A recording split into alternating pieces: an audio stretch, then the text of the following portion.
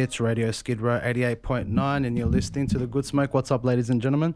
Remember that number 95509552. Also radioskidrow.org and goodsmoke.com.au. Check us out on Facebook, all the social medias and all that sort of stuff. All right, ladies and gentlemen, today I brought this man in purely because we're coming to the end of the year and I feel like this man is the man for the job to, you know, kick us in the backside and put us into check and to, give us some goals for the new year. And today we've got Jeffrey Morgan in the building. What's up, Jeffrey? How you doing? I am well, mate. The crowd's going well for you. Thank you. I love it. Man, thank you so much for coming in to begin with. And I thank you so much for even answering back. You know, you got so many fans out there, so many people following you. And I'll just let the people know how I got onto you. Yep. My cousin, Eva, she's older than me, about maybe 10 years or so, something like that. But we're still young together, you know how she is. Shout out to Eva out there. She got me onto you and she couldn't speak more highly than you. She was just saying that what you've been through and the challenges you've been through and what you're doing at the moment and how you're trying to help your own community and the wider Australian community. And here at Good Smoke, we try to get all the good people that are doing good stuff in the Big Smoke. Awesome. And you're one of those gentlemen, and I appreciate you coming in today. Mate, it's a absolute pleasure. And Evie, we've had some good times together. I actually lived with Evie for quite a bit. Yeah. And she's done well for herself as well, and she should be proud. Strong mum. Yeah, she is. She's been through quite a bit herself. And, obviously the character and the person I became, we interacted at some point in time in life, and that's helped me be a better become man. The person I am today. Yeah. Especially seeing her bring up her child by herself. I think that's amazing. Yeah, she's awesome. She's very strong. Yeah, how we're related, her father and my grandmother are brother and sister. So, oh, wow. Yeah, so you know what I mean? But has the biggest heart, and she'll give the shirt off her back if she has to as well. And shout out to her daughter Kayla as well. She's beautiful as well. I haven't seen Kayla for a long time. She'd probably be taller than me. Yeah, she's 10 times taller than her mum. So yeah. Oh wow, that's not hard. Yeah, sorry, Eve. It runs in the family on my mother's side. My mother's the same as well. But on my father's side is about 6 foot. But you come from same sort of area that I do. And I was raised in. I'm not raised, but I was there a lot because my grandmother was there and my grandparents were there. We used to go to Redfern a lot. Yep. And a lot of people don't understand what Redfern was like back in the day. Now it's been, taken over by all the hippies and cafes or whatnot. But what I want to do, instead of going into the lifestyle stuff that you're doing at the moment, we'll leave that towards the end. Yep. Let's go to the beginning, the roots of it all. And why would you even start something like this, And we'll go from there. Beautiful. Sounds good to me. So how did you start even dealing with living in Redfern? I think you've got to understand, especially in this day and age, for those that don't know what Everleigh Street, Redfern was like, you could not even walk there, and taxi drivers wouldn't drive there. Police were there more often than anybody else, and there was a lot of struggle and a lot of stress and a lot of destructive behaviour. It was normal as part of the community, and saying all of that, it was a really tight community and a bond that we have, as a community held forever. And I'm forever grateful to grow up there because it's always made me grateful from where I've grown up. Yeah, where you come from. And I think that's one of the most important things in my life, growing up in that neighbourhood. A lot of crime, a lot of drugs, a lot of heartache, as I said.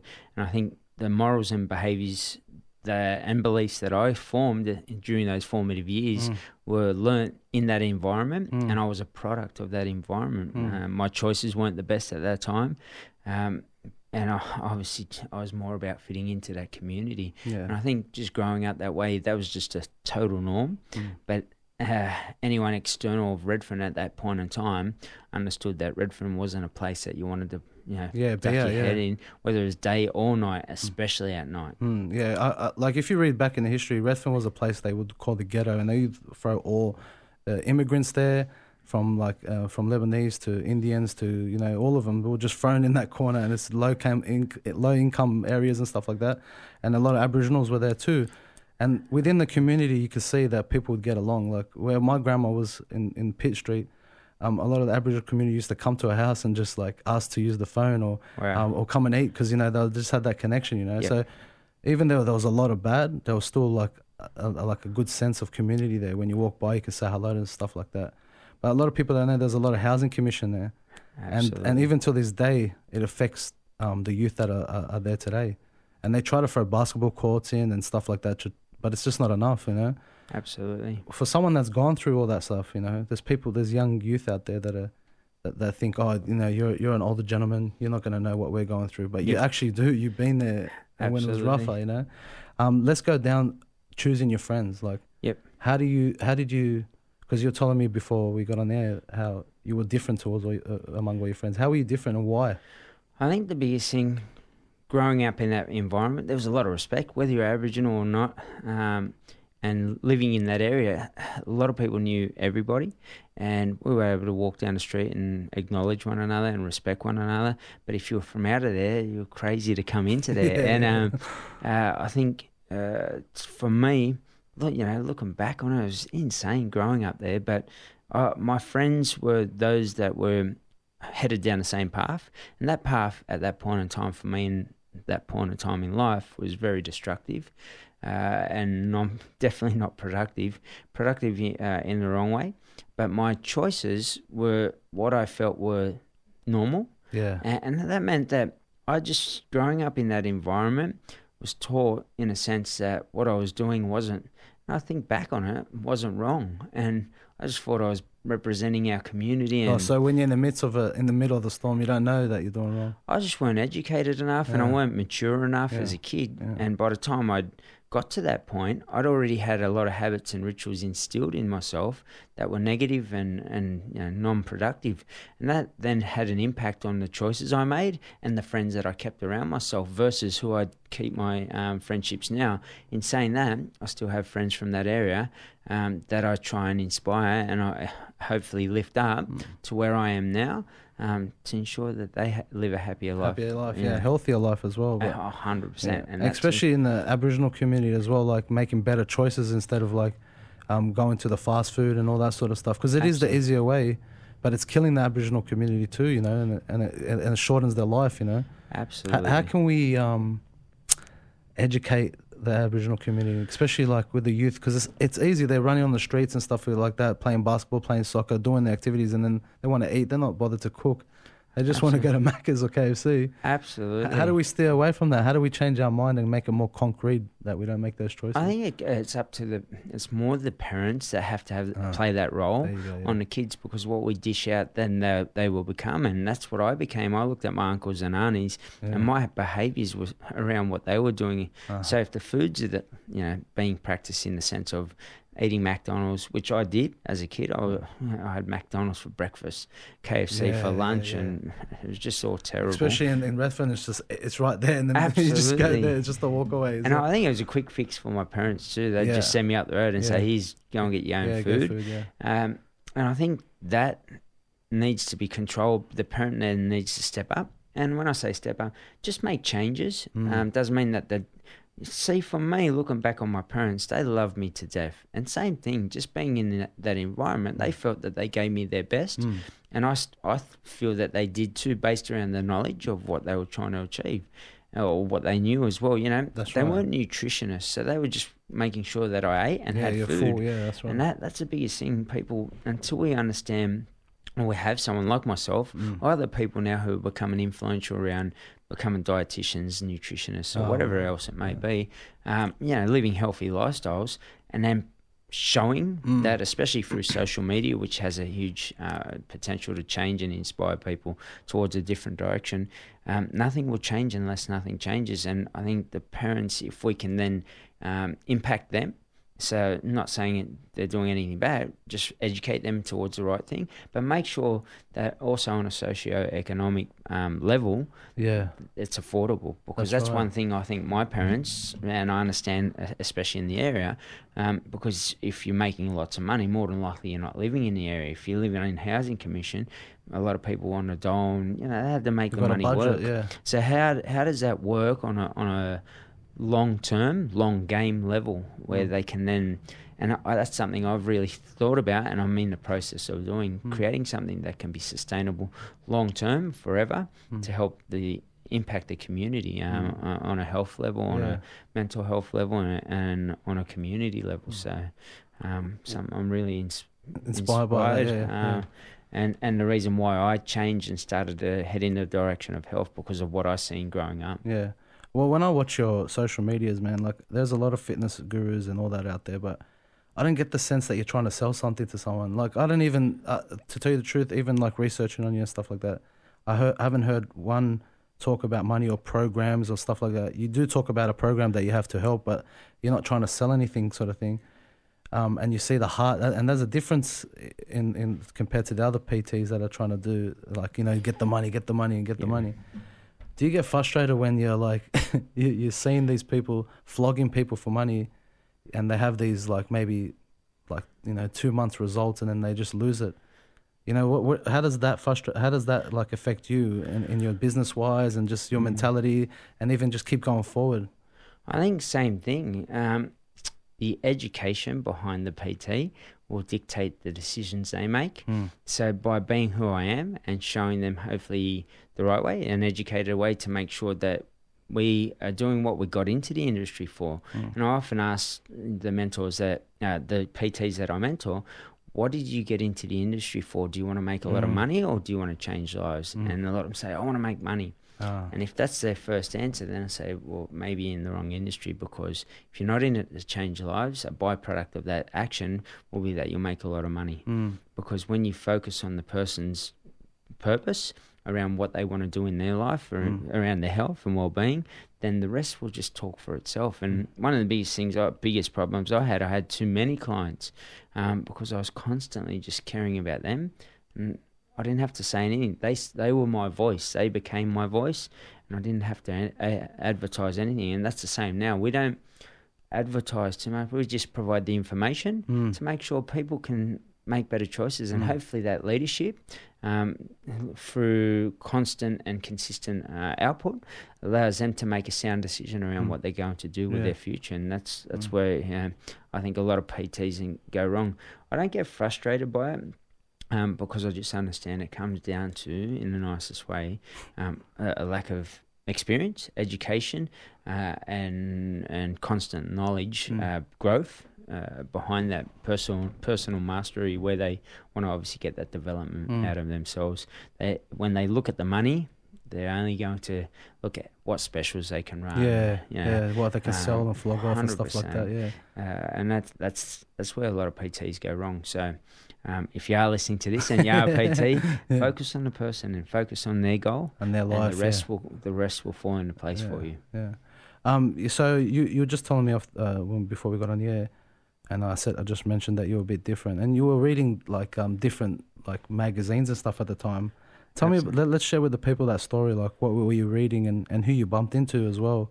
Let's go through that story. So, because there's a lot of people out there, you're that one person in the group that has a skill and you're creative, but you're too scared to step out because, you know, it's not cool enough and no one will accept me, and you lose your friends over my creativity, so they just give it up. So 100%. Let's go through that story and inspire someone to... I think it's important to be yourself in life. And when you, like, if I'm Aboriginal and I pretend to be German, actually I'm in South German, so if I pretend to be Greek, I lose the value of who I am. And I think if you want to be someone in life around a particular direction you want to head, it might be traveling to Greece, right? But you're a bunch of friends want to travel somewhere else, and you're peer pressured in a sense to go to that same location because the group's going there. Probably not the best example, but the idea is if you want to head in one direction in life, you have to step outside the group. For me, in 1993, I made a sound decision to step away from Redfern. I really thought about it, and I was making bad choices or uneducated choices that I recognised weren't the right ones, and there was a better way to do things. And I started to make changes, and the first change I had to do was step away from something that was so dear and close to my heart. And that was, you know, growing up on a block in Everleigh Street, Redfern. Moving out of that community, understanding that choice I was about to make. And I did a YouTube video on this. Was a lot of people at the time thought it was probably not right and weren't happy about it and thought I was different. And I wanted to be different. I wanted to get more out of life, and I just felt like I wasn't. And see my uncles and aunties passing away at young ages, and a lot of destructive behaviours, and the old badge of honour of going to boys' home or jail I didn't want to go down that path. So I made a sound decision around that. Was it a moment though? Was it were you somewhere sitting in your room? Or was it a gradual, like, go, you know what, I'm doing it now? Was this in the back of your mind all the time? I think my grandmother was a constant voice in the back of my head. So every moment she was like, education is power, knowledge is power. And that was constantly there. And she then said to me, be the first one in our family to finish a bachelor's degree. And for me, that was, I cherished my grandmother. She was, for sure, like a god to me in a sense. Yeah. And the information and stuff she was teaching me was outside of what I was experiencing, and which then taught me that there was another way. Yeah. And Mum, I think, recognised it as well, and we moved out at the time down to Edgecliff, which was nice for us from Redfern to Edgecliff. Yeah. And it was a small, tiny place, but I think she recognised that if she didn't get me out of there, I was going to end up down the same path, and that allowed me to then make the changes that I wanted to, and I started to become that person, and I felt myself growing. And the choices that I made then, as I said, people were like, oh, why are you getting out of here? Why are you being like that? Too good for us.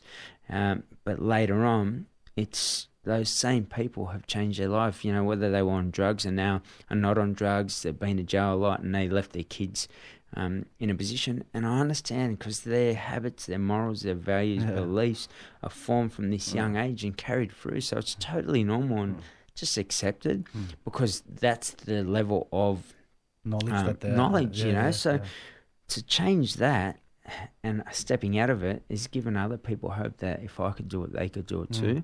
And that's been, those same people that might have said something have come back and said, mate, because of you, I changed my life. And that's, to me, been worth the struggle I went through when I left that area. So you were mentioning that you're reading different magazines and you're getting into health and business, even though you were in that storm like that. Absolutely. I don't think people can comprehend how Redfern was. Like, even when my parents shared with me, like, how like ruthless some of the places were there. That's and crazy. Then you to even be reading like fitness magazines, business magazines. It's and crazy. then, what made you choose those things? Like, what drew you to those things? I think because there was so much, the fractured history of Australia around Aboriginal people, and seeing my uncles and aunties and even the community. We lost kids that I grew up with to drugs at that time. Yeah. My uncles and aunties were dropping off this planet. Recently, I went back home and I realised, hey, I wanted to have a look at homes at Walgett, families from Walgett. But I grew up on the block and more so in the city. I go home pretty much during the holidays as much as I can. But when I went up there, my uncle and auntie, I had a look at their graves and they were like 39, 41. No way. And I didn't realise they were that young when they passed away until like literally 2 months ago when I was up there. I was like, oh, you are kidding me. But I was able to recognise that and see that. And not only that, some young kids overdosing and not, leaving this planet that I grew up with, and they were side by side with me growing up, kicking a ball or throwing a ball around or mucking around. But I knew that there was something better in life, and I think my grandmother really more sort of instilled in myself that belief that there was more to it. And she used to buy me books from the newsagent, and she'd buy me these books. What are you into? And I said, oh, I like being healthy. I think Big Arnie was around at the time, obviously, so we were pumping iron. I thought we were pumping iron, probably lifting about 2 kilos at the time, and probably with the wrong form and technique. So, but I think that was the game changer for me. My grandmother buying that and buying me books constantly, and I was reading that, and then I'd get books I started getting books myself, and I really got into it, and I think that was a shift in the direction I was heading, whereas a lot of people were just focused on being a part of the community, and whether it was drugs, alcohol, bad behaviours, which as I said, I wasn't the best myself at that time, and the choices I made were around the same sort of level of community. But I think that for me was the most important thing that helped me change. And she kicked my ass every day. I miss school, so you got to understand, I think you spoke about Redfern. I grew up where we were in a house, there was 13 kids in the house. Yeah. And when you came home to eat, you either got there early or you missed out on food, which meant as a survival tactic, I went to my grandmother's and hoped that there was food there. And if there wasn't, I'd drop over to next door's house or you know, down the road's house. And no one had a problem in helping one another despite not having a heap of money. That's right. You know, a big batch of stew would be cooked up and we'd be able to go down there, sit there with a loaf of bread and eat. I'd eat probably the whole loaf of bread, but then I'd go home and I'd had to get home in time because there's 13 kids in the house.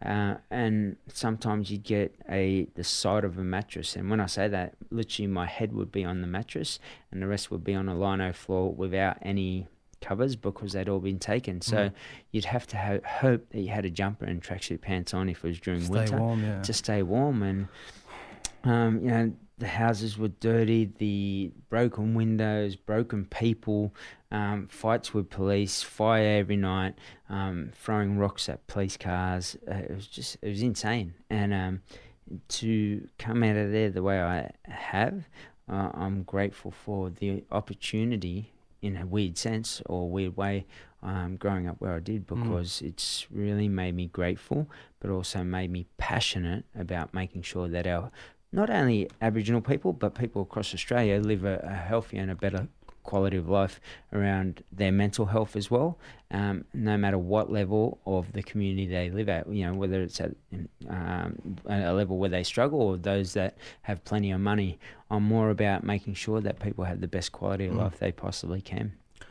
Let's go to a break. We'll play some music, get rested, get some water into us, get our bearings together, and we'll come back and we'll keep talking about what's going on with you. Legend. And how you made it through all this darkness, because I'm pretty sure you're going to touch on one, man. Legend. Thank you so much for coming. We're gonna play put this on the this song is called "Paid My Dues" by NF. I put it on the little promo that I did for you. Nice. And I feel like this is so fitting to you because I feel like you've paid your dues and now you're giving back to the community, which I think everyone should do that comes out of that area. This Radio Skid Row 88.9. You're listening to Good Smoke. It's Radio Skid Row 88.9 and you're listening to Good Smoke. What's up, ladies and gentlemen? Remember that number 95509552 and also radioskidrow.org, goodsmoke.com.au. And also you can check out Jeff Morgan. You're on Instagram and Facebook as well? Yeah, correct. What do we look up there? We look up on Instagram, it's Jeffrey Morgan Lifestyle Program, and on Facebook, the same thing, Jeffrey Morgan Lifestyle Program. My personal one's Jeffrey Morgan. Yeah. YouTube's there as well. Yeah. It's all under Jeffrey Morgan, pretty much. Yeah, check it out, guys, because he's not just showing like you're doing like fitness programs, but you also have like motivational talks in your car as well, man, which I really love, man. And one thing that really sticks out to me, because when I was researching about you, was that one time you went to go visit your auntie, which was just recently, wasn't it? Yeah. And she's a bit sick at the moment, you're saying? No, she ended up passing away. Oh, sorry to hear, man. And you went and you were talking about how we can't be that busy to put aside some time for our family, and how you travelled. How far was it? Tell the story. Let's go. It's about 8 hours away, which is my hometown of Walgett. And my auntie unfortunately passed away, but I went up at the time because sometimes life's too short, and you know, we put things off and it snatches us up. And I see it all the time, and I've seen it, and people say they want to do this, they want to do that, and they get on their deathbed. And I've spoken to people on their deathbed, you know, young people through to old people, and they realise at the end that they were trying to impress the wrong people. And I say to people now, make sure, who are you really trying to impress? What would you, if you were on your deathbed, want to do with your life? And it's a really powerful question. A lot of people go to answer it really quickly, and I say, if you can answer it quickly because you're passionate about it, that's great. But if you're answering it because you just want to give me an answer, I want you to go away and really think about that, and then start to adjust your life so it becomes, you know, something around your own happiness, your own success, and your own health, which is something I use quite often. 3 pillars that help me appreciate and be grateful for the life we have. Man, for me, it was touching because my grandma was very close to me as well, and to not say goodbye or anything like that would be devastating if I couldn't. You know? And then thank God I did get to say that goodbye, and I got to have a bit of life with her too. But that can deter your life, man, and you've been through that of having a loss of the family with your own brother, like unfortunately passing away. Let's go through that time, man. I know it's a hard time, and then you can talk as much as you want about it, but a lot of people will be touched by it because in the Australian community, especially with the males, there's a lot of suicide going on in here. Absolutely. And with your life, with the programs that you do, I feel like sets your mind straight, which helps out. Let's go through your brother and what happened with that and how it affected you. I think I didn't see it coming. So there was no signs, there was no stuff on social media. So it really came from left field for me. Yeah. And I probably replayed a million different things in my head trying to remember if there was something. And there was nothing that I could remember, We played football together. We did everything we possibly could. But for me, I think to go through that suddenly and not comprehend why, took me a period of time. I became a very strong character growing up out of Redfern, and had built such resilience, as Aboriginal people do, in general. Skin, let alone the person I became. So I was a really strong person, but this hit me for six because I just came out of left field and I couldn't comprehend why. Yeah, and being a younger brother, it really affected me because I felt like I'd let him down. And not only that, I also worked in an industry where I was helping people. I couldn't help my own brother. Yeah. And I think that just messed me up for a good period of time. And I have this little way of dealing with things. You got a problem, can you fix it? Yes. Find a solution as quickly as you possibly can, move forward from it. Yeah. If you can't, let it go. And I looked at my brother's passing and I couldn't fix it. It happened. We weren't going to bring him back by finding a solution. So I had to let it go. Didn't mean I couldn't acknowledge it or show emotion or feel emotion, but there was no use of letting myself carry an anchor in what I call an invisible backpack. We all carry one. Yeah, you talk about a lot, yeah. Yeah, and I think that's one of the most important things. I tried to take that out, but I was trying to take something out that I couldn't comprehend. And even though I said I can't fix it, it kept coming into my mind, and I was having nightmares, and I just, I think that I felt that I'd failed at that point in life, and started, having little thoughts myself around stupid sort of stuff. And obviously I then looked at how I could fix myself, and that was more about just getting back into the lifestyle that I'd always led, because I knew on a mental health level, it really, gave me almost Superman strength mentally to get through anything I needed to. So I started training against, and it was all from a base level because I let it go for about 18 months. Did no training, stopped, personal training after so long, and I just I felt like I had to step away and deal with things. How did what happened with you personally? Did you start getting unfit and then you started picking up bad habits again? I wasn't fit at all. The money that I had saved up was starting to dry up. I went into huge financial debt at the time because I had all these outgoings, yet I wasn't making anything. I wasn't.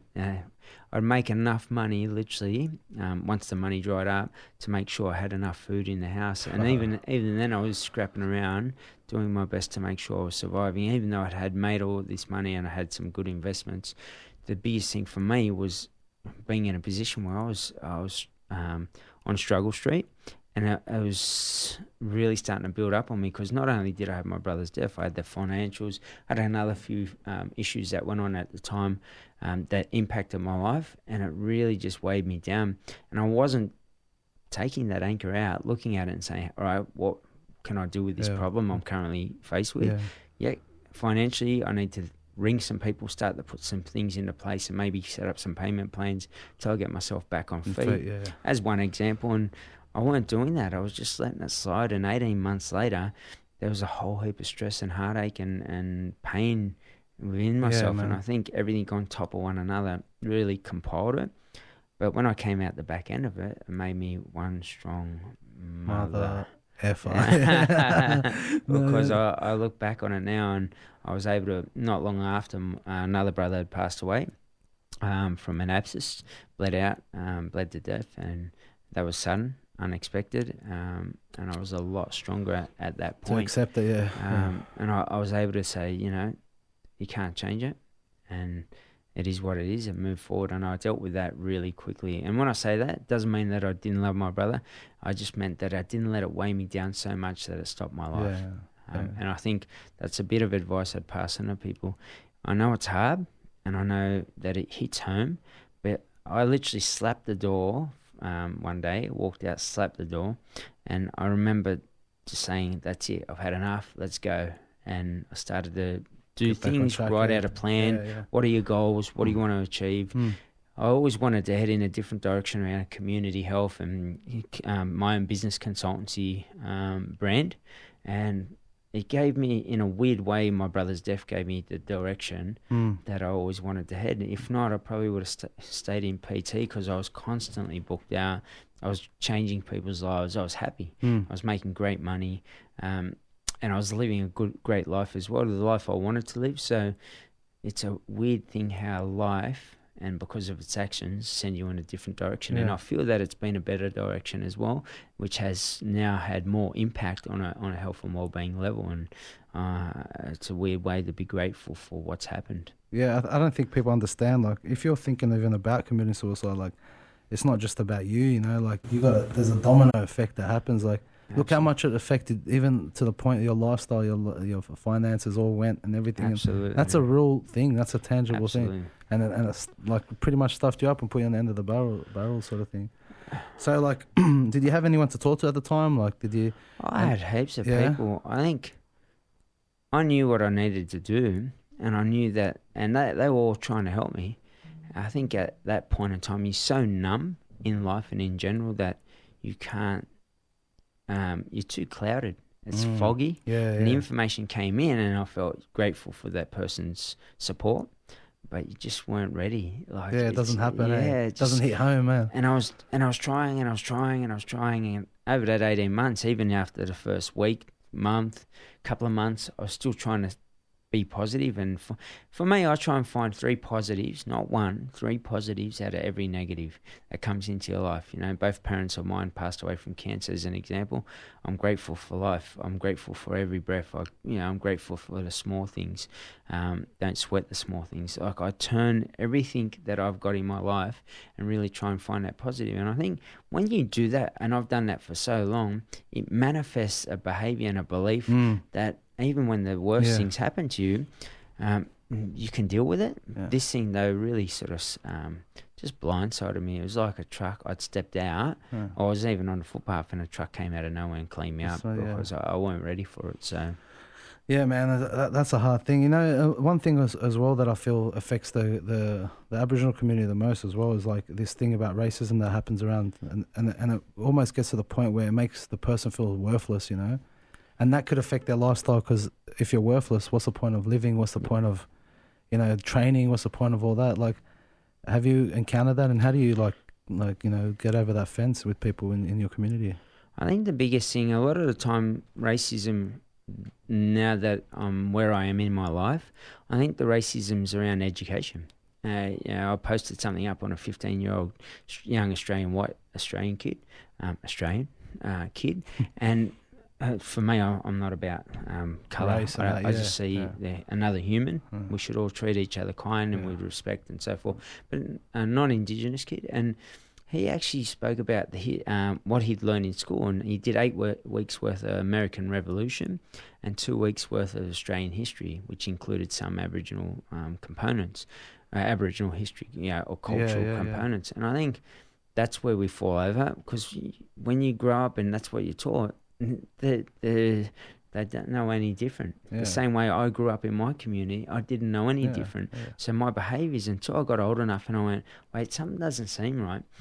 I always say to people, either help educate that person by providing the right information so they can then go away and read that or see that or whatever it may be.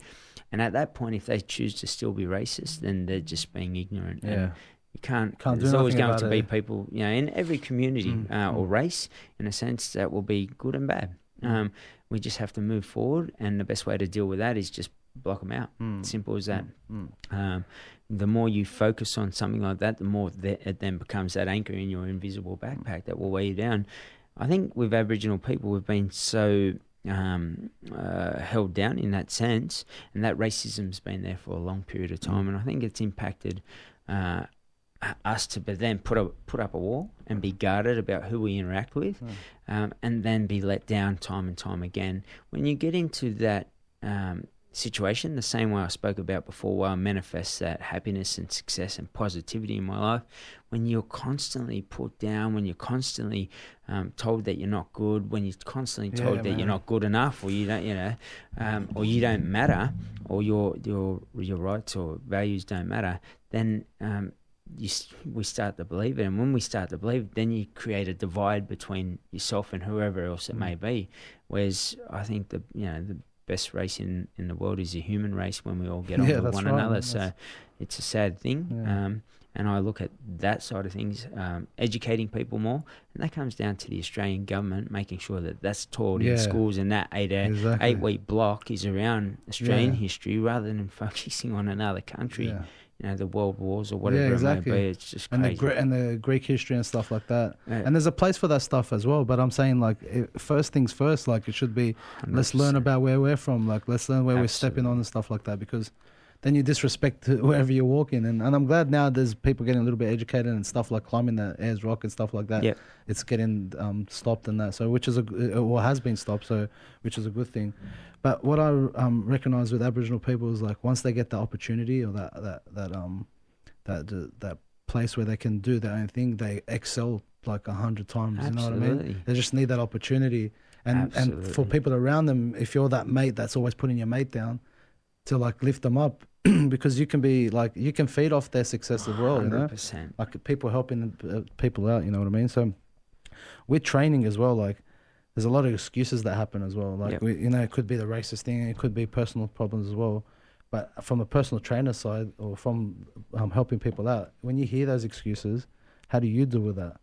Like, that must be discouraging to you. You're trying your hardest to get out there, and you only got like driplets of people coming. How does that affect you? I think the biggest thing, I just continue, same thing I just spoke about, to educate people around choices and try and hit people from all different levels and aspects, and that at some point will resonate with that person. Because same thing like my brother's suicide, they're not in a position where they're ready for change. And I was in a point where my mind, and it was all foggy and clouded. And when you're there, it's hard to see the light, in a sense. And all the information's coming in, but you're not taking it in. And I just had a client as an example who I was constantly, every session, I was saying the benefits of making the right choices around health and so forth. And he ended up getting cancer. Now, the first thing the doctor said, he went to eat something. He goes, do you know what that would do to the cancer? And he goes, what do you mean? He goes, do you know what cancer feeds off? He goes, no. And he goes, sugar. And he goes, it just exploded. All the information that you fed into my head exploded and went, mate, just been telling me this. I need to do this. And now he's in remission. He's beaten cancer. And no way, did he beat it? Yeah. Oh, man. He went through the treatment. He's in remission, so obviously he's still a chance of coming back at some point in his life. But now he's making sound decisions around his foods because he knows, and that education that he was taught finally molded or merged up with somebody else's knowledge and allowed him to then go, that's what I need to. And I think that's the biggest thing. As long as I keep putting it out there, at some point in time, it'll grab the right person at the right time to make that change. But you're dealing with so you're from the old school, and now you're dealing with another animal, which is another aspect of life, which is social media and stuff like that. Crazy. You know what I mean? And I see you've adopted it, but you're using it in a way to benefit you. Yeah. Do you feel like those sort of stuff has softened our generation? It's changed massively. Yeah, can you tell us why is it different?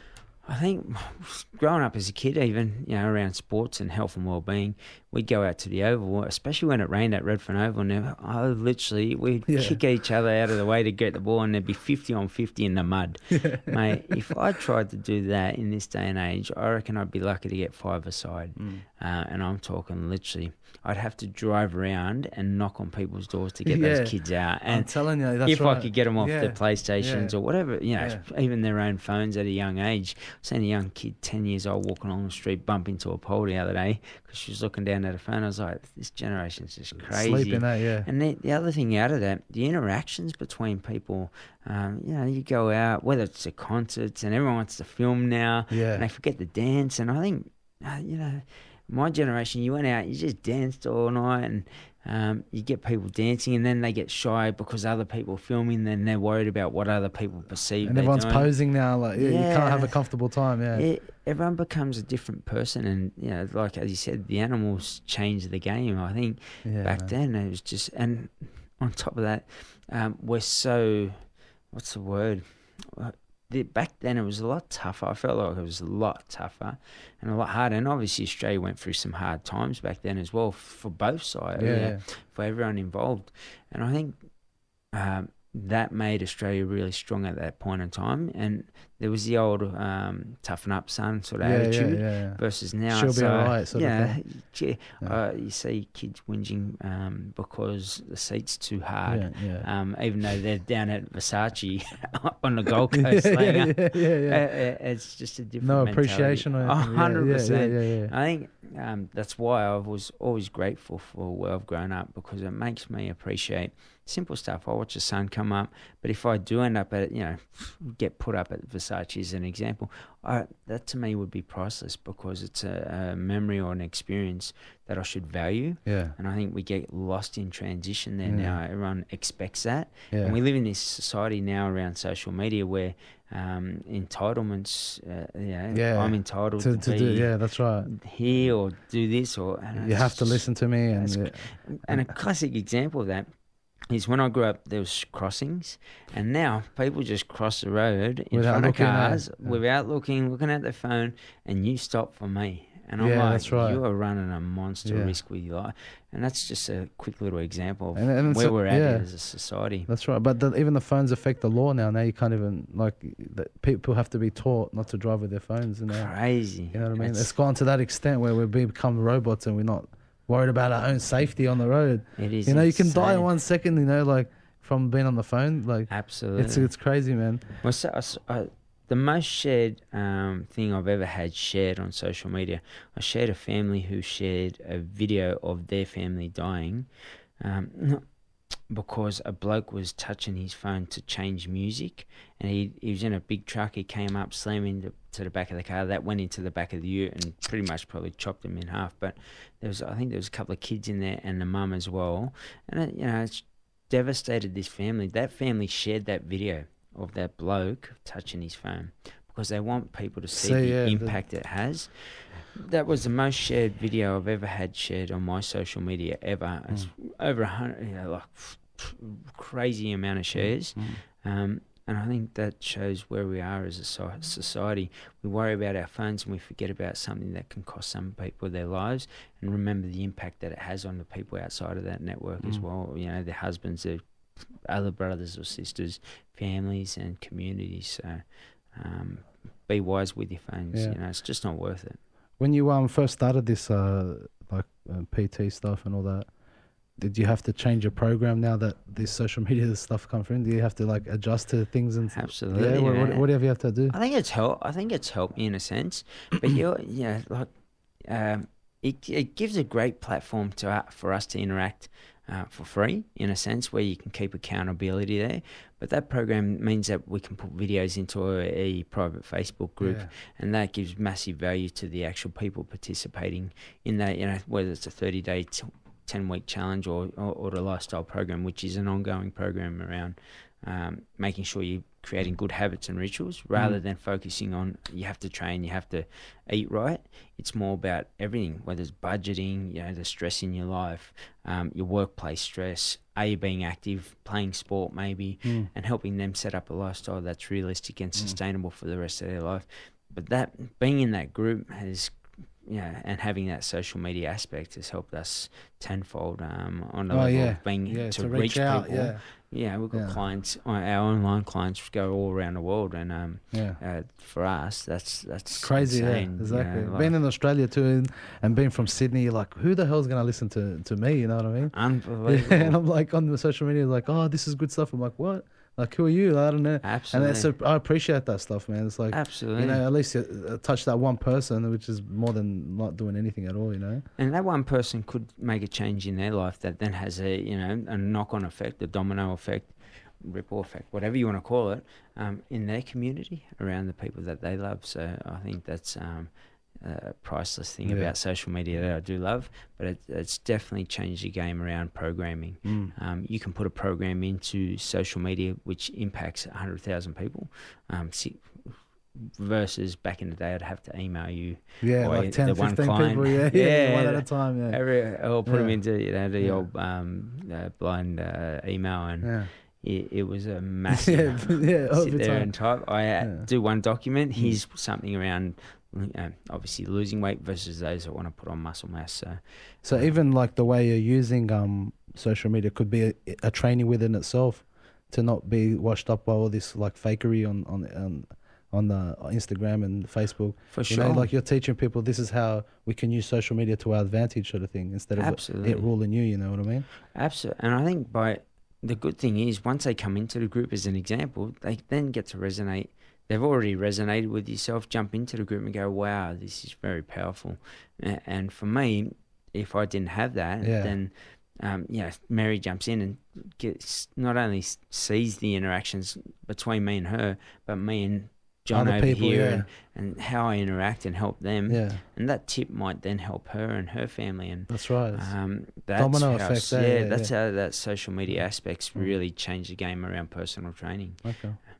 I'm gonna play some more music. We'll go to another break. We got it's 9:13 at the moment. We'll finish at 8, so we're almost done. I'll play this one. It's by Lecrae. It's called Blessings, and hopefully you enjoy it. This is Radio Skid Row 88.9. You're listening to Good Smoke. It's Radio Skid Row 88.9, and you're listening to Good Smoke. Remember that number 95509552. Also radioskidrow.org and goodsmoke.com.au. Check out Jeff Morgan on all social medias. That's Facebook and Instagram. Is that all you got? Just those two? Social media, and you're on LinkedIn as well. LinkedIn, yeah. So just type in his name. He's up there. You'll see his head. And it's JEFFREY. Yeah, that's right. Okay, so we got to 7:30. We got about half an hour left. Let me turn off the aircon because I know you guys don't like aircon. No. We'll cut it off just before 8. So basically, we'll just wrap this show up a bit. There's a little formula that you have. About 80% living off the land and 20% have like a bit of a cheat day, which I find is pretty much like logic, because I feel like you can't go 100% either way. It's either too expensive or it just gets mundane, boring, and you just hate life, you know what I mean? 100%. Chicken and broccoli and sweet potato all the time, it gets boring, you know? Let's extend more about that, like the philosophy behind it, and just the general rule, how we should follow it and what we should look out for. I think the biggest thing I looked at when growing up as an Aboriginal kid and seeing the ancestors' photos, one of the most important things for me was to see how lean they were and how shredded they were. And they had no gyms. So I was like, what did they do? And I looked back and did a bit of research, read up about them, and read up about my culture really, and was able to understand that we live from the land most of the time. And now when I say live from the land, anything that was real food, and that could be anything that was real. And 20% of the time, obviously with the evolution of life, I'm enjoying life, and that might mean a pizza or some ice cream or something like that. For me, I don't even call it a cheat meal. I call it a balance, because once we say the word cheat as such, cheat on your partner, it's not going to go down too well. So we really try and use a different term to create a positive and more balanced lifestyle that's sustainable. I then looked at the movement side of things. Our ancestors moved, obviously as much as possible, and whether that was within the community, walking up to different, parts of that community, down to the local, the local watering hole, whatever it may be. If it was even hunting and all that stuff, hunting as well. So I think when you look at that and the way we lived, it was a no-brainer for me to then put the knowledge I had on top of how our ancestors lived, and create an 80-20 system that's sustainable, that's realistic, but as you touched on, more enjoyable. We're eating real foods. Yeah. And when I say taking it back to what our ancestors ate, a lot of people, you've got to understand, I'm talking real foods from the land. I'm not talking about stuff off trees in a sense, because yeah, it's great, and a great, lemon myrtle as an example would be great in some sort of food as flavouring, but we've got to be realistic and say that we couldn't access that amount of berries or a kakadu plum as an example for its vitamin C content. Very hard to obviously come by in bulk in a bulk sense. So what were they eating? And I looked at that and then started to create a system around that. I then looked at what caused heart disease, diabetes, and cancers. Added sugars, saturated fat, and sodium. And then when I put those two together, it was a no-brainer, and it had massive implications when I first tried it. Then when I was knowledgeable enough and became a nutritionist and learned and studied myself around nutrition, I was able to understand that I was headed in a direction that was just a no-brainer. Yeah. It was common sense. And in this day and age now, it's starting to be used by those that are educated, and obviously those that understand that. For me, I had the back end from the Aboriginal side as well, where I was able to obviously really reinforce what I'd already learned. And like one thing that comes up to mind, because I just was talking about my story with you. Yep. It's easy. I find that it once you learn it, it's easy to lose the weight. It's the next part of keeping it off and maintaining it. And you have this sort of formula as well, 5 steps to change that you were talking about on your social medias. Yep. And the 5 stages that you can recognize. Even if you're not conscious, maybe you could see it some way during the journey to get to change. Absolutely. Can we share those briefly about those 5 points that we should look out for about change? I think the biggest thing, people they have great intentions. Good intentions always get undone by bad habits. Yeah. And that pre-contemplation stage where people go, I want to lose weight. I wouldn't mind doing what Jeff's doing, or whoever it is that, in their circle. So they start to think about it. And then they start to, maybe I should do it, maybe I should not. Not just yet. Sometimes people have a snap point or a trigger that will set them off. Someone had passed away in their family from a heart attack, as an example. They might even see a photo at a wedding where they, wow, do I look? Am I that big? Or, someone asks a lady, are they pregnant, when they just put weight on? And it sets someone off, and they skip a few stages, and they're right into the action component of that. I think to be able to understand what part of and what stage you're up to is very important, and I'm more than happy to have that conversation with anybody. And then going into that contemplation stage of how am I going to do this? What should I join a gym, and where's the closest gym for myself? Is that realistic? Do I want to do CrossFit? Do I want to just join a normal gym or boot camp or one-on-one PT or whatever it is? So. Then you go into that part where you start to action that, and I think once you're into the part where you've made that decision and gone from pre-contemplation to contemplation into making that happen, I think one of the most important things at that point is understanding that even if you fall over, continue your journey, because you've made the most important decision to get out of thinking about it to actually doing. And once you're there, I think it's so important to just continue your journey. And not stop, because every little failure in your eyes should be classed as a lesson that allows you to create that change. We're coming down to the end of the year, and I was watching your post in 2018 for 2019, how you said you're going to smash this year with a sledgehammer, right? Absolutely. And it's always good to look back, like you said, into your past and see where it goes. How was that? How was this year for you? Like predicting that it's going to be smashed with a sledgehammer? Yeah. Did it actually come about?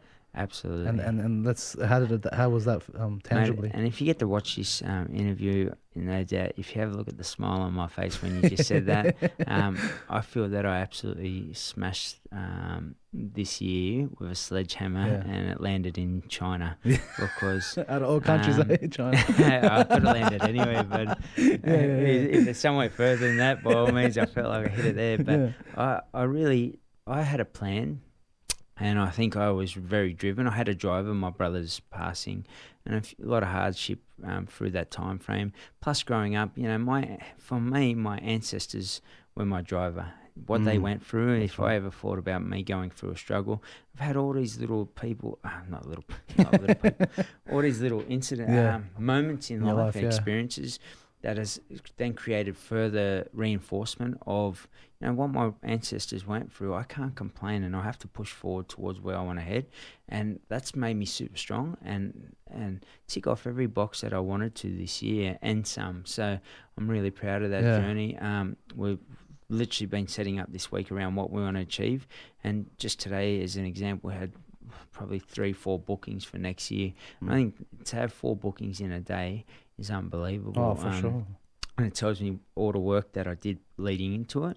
And I think one of the things I said as well in that video was that I'm going to tell people what they need to hear rather than what they want to hear. That was my next question, And that's we live in a cotton wool society where if we say something, it's sexist, it's this, it's that, it's someone finds something around something that's been said. But if we really sit down and look ourselves in the mirror, are we happy in the direction, and are we getting the most out of life? And most people are just being average in life, and I mean that in a nicer sense, because I ask people, I go, what would make you happy?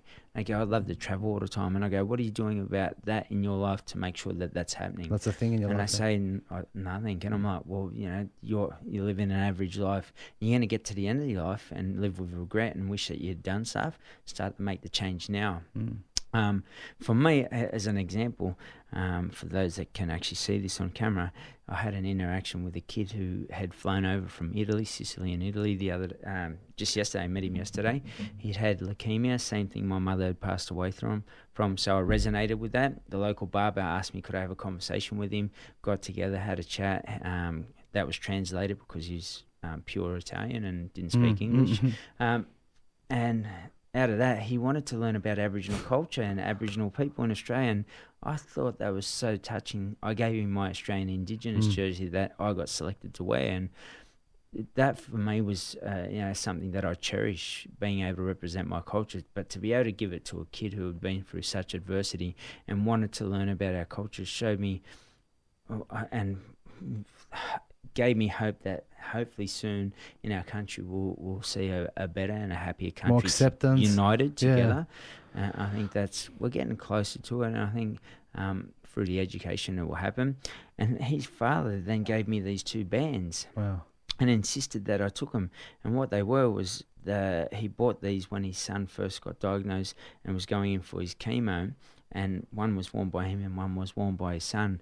And he insisted that I take them. And for me now, that represents the struggles that he would have went through wearing those bands, and his son would have felt.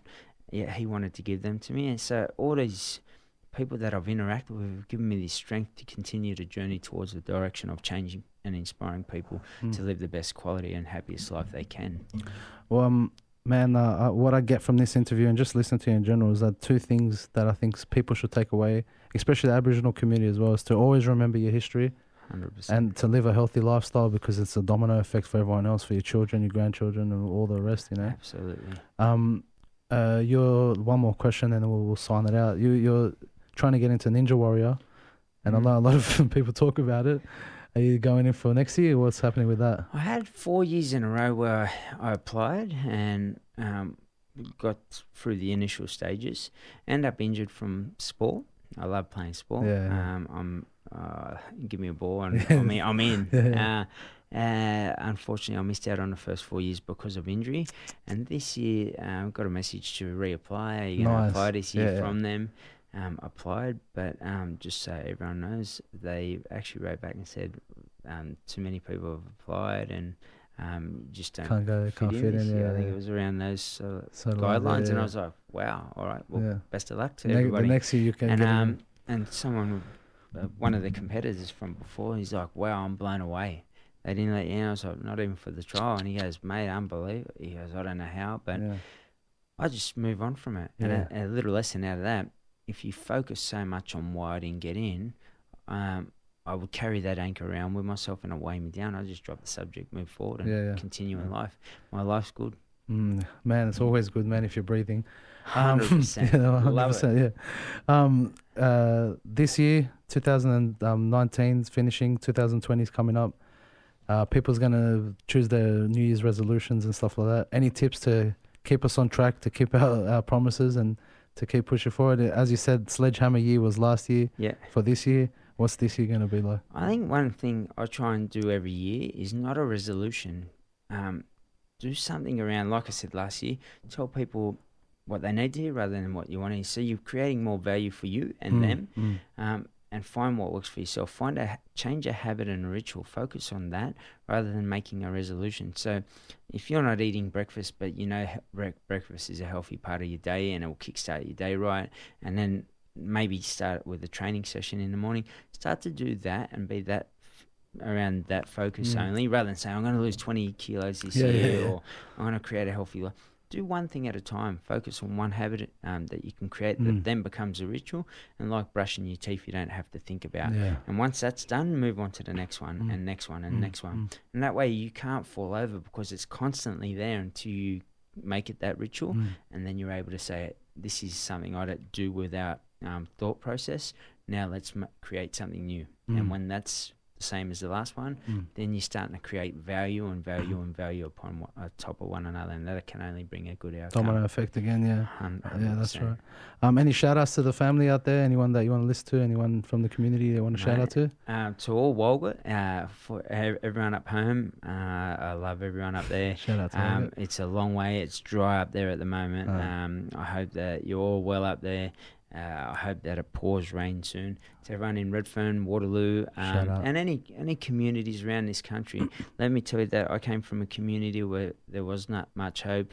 And if you asked any, even probably politician back then, to say that I would be in the position that I am now, talking to corporates and you know, being on radio, being paid good money to go out and do this and end up with my own TV show, they would have said you're dreaming. So believe in yourself, even though you're in a position of what you may feel helplessness or there's no real drive. Find your own driver, head in that direction, and do not stop. Keep going, pushing because forward. If you believe, you will achieve. Your mentality will create your reality. Mate, thank you so much for coming in today. I really thank you for replying back to my message. You know, like I'm just starting off. I'm a nobody, and I'm glad that you came here and gave me the opportunity to learn something, because I'm planning to try to change my life for the next year, and it's been an inspiration, man. Best way to change it is always keep that positivity about yourself. And I think the fact that you said you're nobody, you are somebody. Every single person is a human on this planet, and we're all just as good as one another. And let's just get the most out of what we can be. And I think you being in this place, doing what you're doing, is amazing. And that's why I come in, because I was in a position where I started out once. And mate, I'd love to see your journey, and I look forward to seeing what you make of yourself, because I feel you go good. Thank you so much, Jeff. And hopefully you guys enjoyed this interview. It'll be on before the end of the year. Awesome. I'll throw it up there. I've got a few more interviews to throw up. But ladies and gentlemen, this has been Radio Skid Row, and you've been listening to Good Smoke. Remember, check out radioskidrow.org, goodsmoke.com.au. Check out all the social medias with Jeff Morgan, or Jeffrey Morgan, and that's JEFFREY. And you can check it on LinkedIn, Facebook, YouTube, and Instagram. This has been Radio Skid Row, and you're listening to Good Smoke.